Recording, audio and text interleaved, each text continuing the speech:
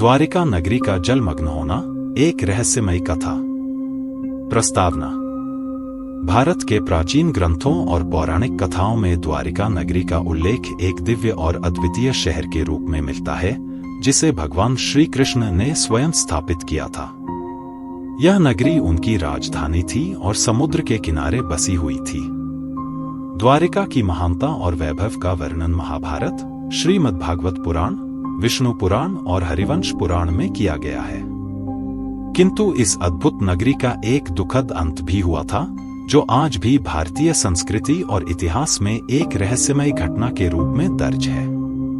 कहा जाता है कि भगवान श्री कृष्ण के अंत समय के बाद द्वारिका नगरी जलमग्न हो गई थी। इस घटना के पीछे कई पौराणिक और वैज्ञानिक कारण बताए गए हैं, जो आज भी चर्चा का विषय बने हुए हैं। इस लेख में हम विस्तार से द्वारिका नगरी के डूबने के कारणों, पौराणिक कथाओं और वैज्ञानिक दृष्टिकोण पर चर्चा करेंगे। द्वारिका नगरी का निर्माण और महत्व। द्वारिका नगरी का निर्माण महाभारत काल में हुआ था। यह नगरी भगवान श्री कृष्ण द्वारा मथुरा से निवास बदलने के बाद स्थापित की गई थी। जब श्री कृष्ण ने कंस का वध किया, तो कंस के ससुर जरासंध ने मथुरा पर बार बार आक्रमण किया। इसके कारण मथुरा की जनता को अत्यधिक कष्ट झेलने पड़े। श्री कृष्ण ने इस समस्या का समाधान निकालने के लिए समुद्र के किनारे एक सुरक्षित और सुदृढ़ नगरी का निर्माण करवाया, जिसे द्वारिका कहा गया। द्वारिका नगरी अपने समय की सबसे समृद्ध और संपन्न नगरी मानी जाती थी, जहां भगवान श्री कृष्ण ने अपनी राजधानी स्थापित की। पौराणिक कथाओं के अनुसार द्वारिका नगरी 7 द्वारों से घिरी हुई थी, जो इसे बाहरी आक्रमणों से सुरक्षित रखने के लिए बनाए गए थे। इस नगरी की वास्तुकला अत्यधिक भव्य और अद्वितीय थी, जिसमें सुंदर महल, मंदिर और उद्यान थे।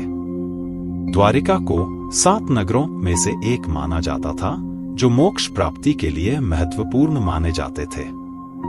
यह नगरी न केवल भगवान श्री कृष्ण की सत्ता का केंद्र थी, बल्कि वह सांस्कृतिक, धार्मिक और व्यापारिक गतिविधियों का भी प्रमुख केंद्र थी। द्वारिका नगरी का डूबना। पौराणिक कथा। भगवान श्री कृष्ण के जीवन का अंत महाभारत के युद्ध के बाद द्वारिका में हुआ। महाभारत युद्ध के बाद कौरवों और पांडवों की पीढ़ी का अंत हो चुका था और श्री कृष्ण अपने अंतिम समय की प्रतीक्षा कर रहे थे। कहा जाता है कि यदुवंशियों के बीच आपसी संघर्ष और कलह उत्पन्न हो गई थी, जो अंततः उनके विनाश का कारण बनी। एक बार यदुवंशी राजकुमारों ने ऋषियों का मजाक उड़ाया, जिसके परिणामस्वरूप ऋषियों ने यदुवंशियों को श्राप दिया कि वे आपस में ही लड़कर नष्ट हो जाएंगे। यह श्राप धीरे धीरे सत्य होता गया और यदुवंशियों के बीच आपसी युद्ध शुरू हो गया। इस आपसी कलह और विनाश के बाद भगवान श्री कृष्ण ने अपने अंतिम समय का आभास होते ही प्रभास क्षेत्र की ओर प्रस्थान किया। वहीं एक शिकारी ने उन्हें गलती से हिरण समझकर बाण मार दिया, जिससे श्री कृष्ण ने पृथ्वी से अपनी लीला समाप्त कर ली। उनके देहांत के बाद द्वारिका नगरी में उथल पुथल मच गई। भगवान के अंत के बाद द्वारिका नगरी पर एक अपशकुन का प्रभाव पड़ा और समुद्र ने इस नगरी को अपने अंदर समा लिया। श्रीमद्भागवत पुराण में इसका उल्लेख मिलता है कि भगवान श्री कृष्ण के अंत के बाद समुद्र की लहरें धीरे धीरे बढ़ने लगीं और कुछ ही दिनों में पूरी द्वारिका नगरी जलमग्न हो गई। द्वारिका नगरी के डूबने का यह दृश्य अत्यंत हृदय विदारक था, जहां एक समय वैभवशाली नगरी समुद्र की गहराई में समा गई। वैज्ञानिक दृष्टिकोण। जहां पौराणिक कथा में द्वारिका नगरी के डूबने का कारण भगवान श्री कृष्ण के देहांत और समुद्र के प्रकोप को बताया गया है, वहीं वैज्ञानिक दृष्टिकोण से भी इस घटना को समझने की कोशिश की गई है। आधुनिक वैज्ञानिकों और पुरातत्वविदों ने इस नगरी के अस्तित्व और उसके डूबने के कारणों का अध्ययन किया है। 1990 के दशक में भारतीय पुरातत्व सर्वेक्षण (ASI) के तहत द्वारिका के समुद्र तट के पास खुदाई और अनुसंधान कार्य किए गए। इन शोधों में समुद्र की गहराई में एक प्राचीन नगरी के अवशेष पाए गए, जो द्वारिका नगरी होने की संभावना जताई गई। ये अवशेष द्वारिका के पौराणिक वर्णनों से मेल खाते हैं, जिनमें महलों, मंदिरों और भवनों के ढांचे शामिल हैं। वैज्ञानिक दृष्टिकोण से देखा जाए तो द्वारिका नगरी का जलमग्न होना एक प्राकृतिक घटना हो सकती है। भूगर्भीय परिवर्तनों, समुद्री जलस्तर में वृद्धि और भूकंप जैसी घटनाओं के कारण यह नगरी समुद्र में समा गई होगी। भूगर्भीय अध्ययन से यह भी संकेत मिलते हैं कि महाभारत काल के समय भारत के पश्चिमी तट पर समुद्र का स्तर वर्तमान से अधिक ऊंचा था।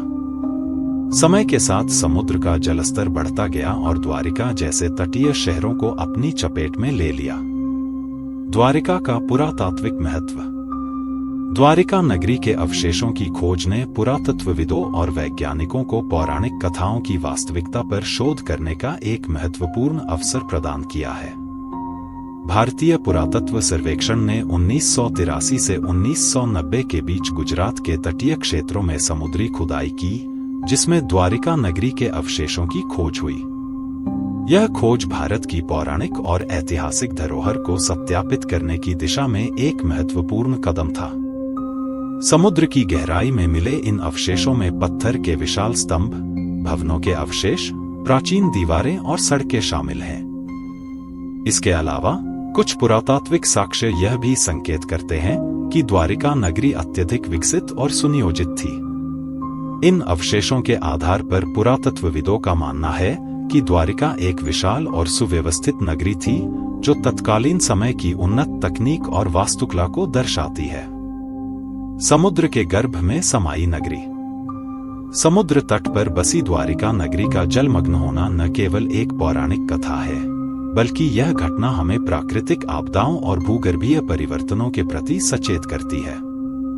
यह नगरी समुद्र की गहराई में विलीन हो गई, लेकिन इसका सांस्कृतिक और धार्मिक महत्व आज भी जीवित है।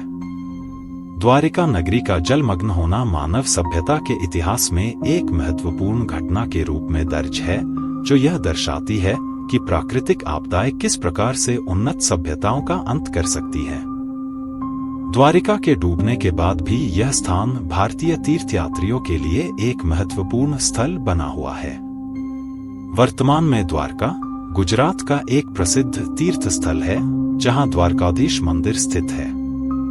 इस मंदिर को भगवान श्री कृष्ण का निवास स्थान माना जाता है और यह हिंदू धर्म के 4 धामों में से एक है।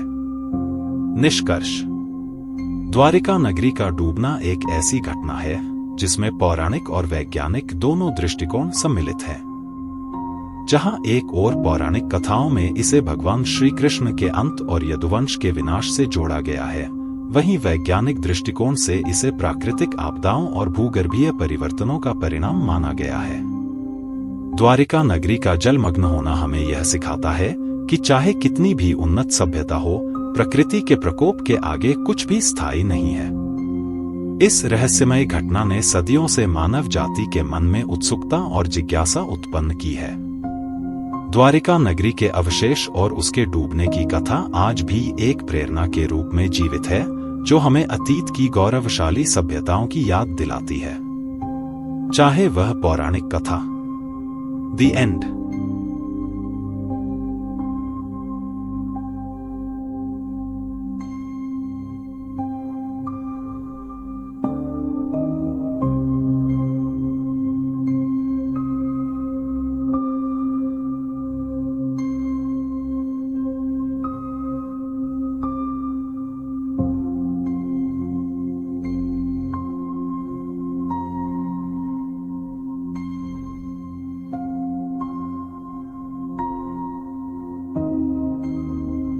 आपने शीर्षक अंडरस्कोर को सब्सक्राइब किया है?